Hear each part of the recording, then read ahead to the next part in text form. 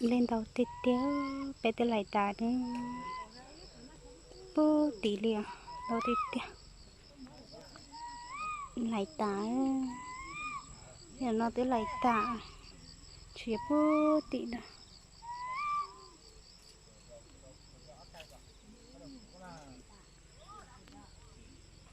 chả cú tết téo lên nó chỉ đi chỉ sao chỉ bỏ cả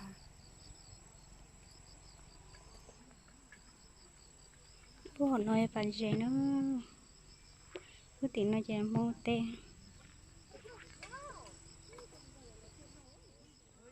còn là yam lấy tê nữa nó bố sợ nó phải bố tao nó chỉ tê đã tạo nó giờ là nó sợ đã tạo sợ rồi sao này yam lấy tê tí lại tá stop lấy tê lấy liền stop nó nọ tí tôi làm lấy liền chị lại ta chị đã tạo nó sợ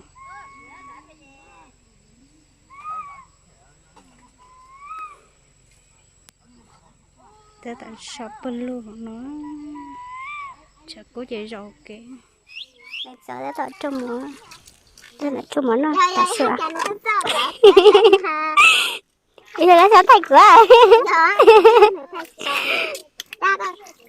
mày sao tạo cho tên đéo cho mày cho chứ mất tên sửa liền để đi làm lên đó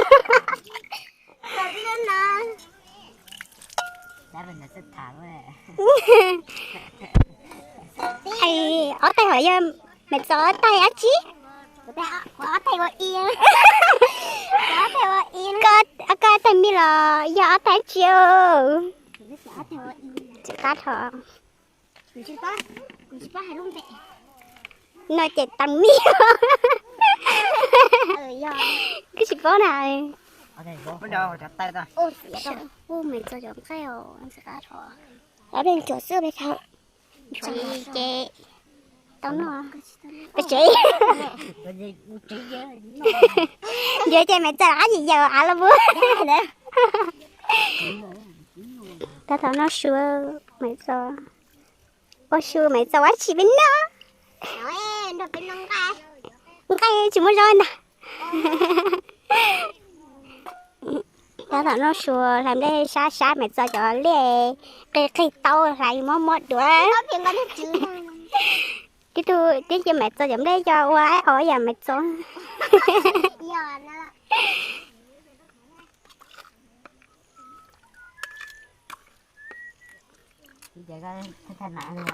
thấy cơ sao chụp mắt hay lụp mặt nào chuyện thấy mẹ cho mẹ cho bỏ gốc bánh tươi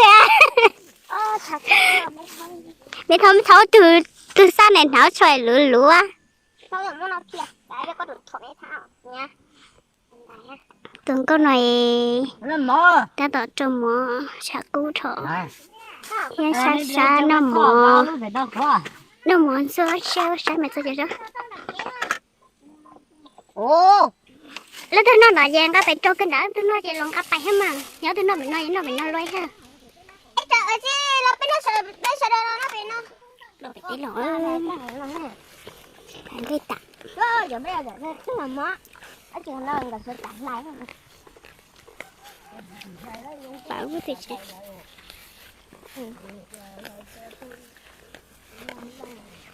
trả lại nữa nó có còn tiền có cái xài má không có chưa nói rồi cầm lên là lại tao đúng không tới rồi bảo liền cho tôi cần lon tôi té nó hơi tè rồi cho tôi cần nó hơi tè nó có vô lên đồ tài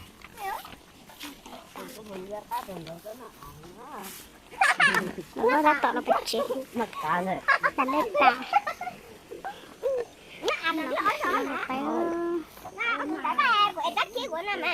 anh cậu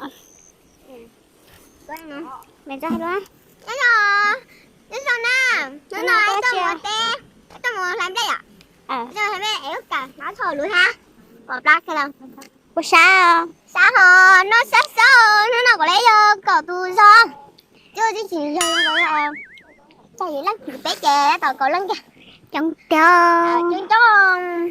Nó lại tàu bây giờ. Nó lại tàu. Trông có lá tàu bạch chế. Tại vì nó chứ không là. Nó bỏ mà. Có một lần có cái bạch tàu của tiệt. Dạ. Nó là bạch tàu. Để nó em bóng lì. Nó tết vào đây. Đâu lần có bạch đen nữa nữa. Sao hạt đen nữa. Cũng muốn treo. Đã tỏ cho có tàu chưa? Chua lên luôn.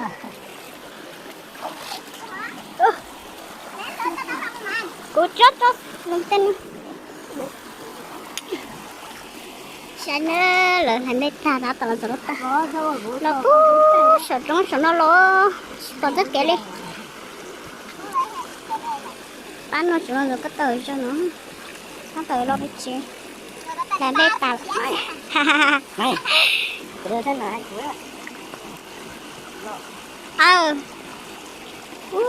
Nên rồi thì tiền nè. Đừng có đã còn được cái tờ nữa.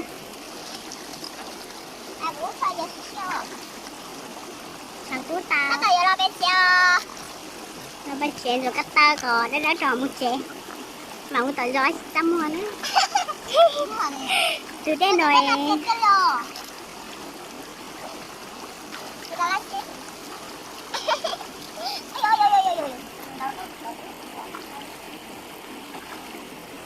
Nó bắt chuyện nữa.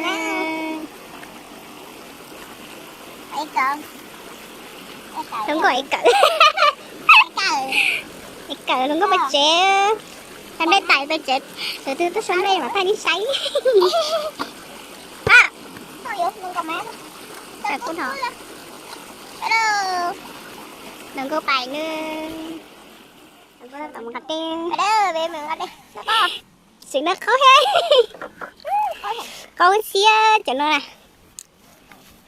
Thằng có tụi bạn gạch đen. Cái đĩa tôm mẹ mẹ gạch đen. Thấy cho hồ nè. Gạch đen. Hồ đen nó không ra lọ. Wow, đầu nó ra lọ. Đầu nó ra lọ. Có tiền. Có đây có gạch đen là hồ chưa? Đừng có tận sữa. Dạ, chị đây có xin nữa chẳng nào. Có xin sự cá chắc là đi. Đúng con này nó phải đen nó nè. Nhưng phải đen nó vẫn cần chê hết rồi. Chứ không có khó chứ không mẹ có ta. Không nó có chị à. Có chị rồi có tí tí. Đê bệ. Hắn liền lối. Có chị. Đừng có này chết đê. Đi chán nữa.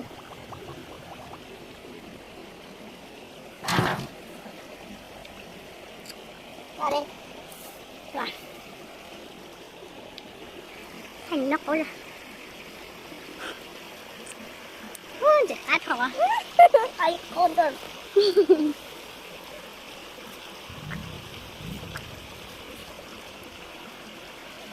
Con nào? Có thỏ, có chè.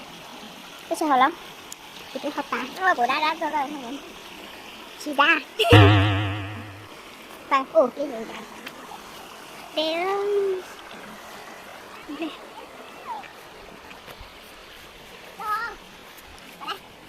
Có bán đây mà có đúng không?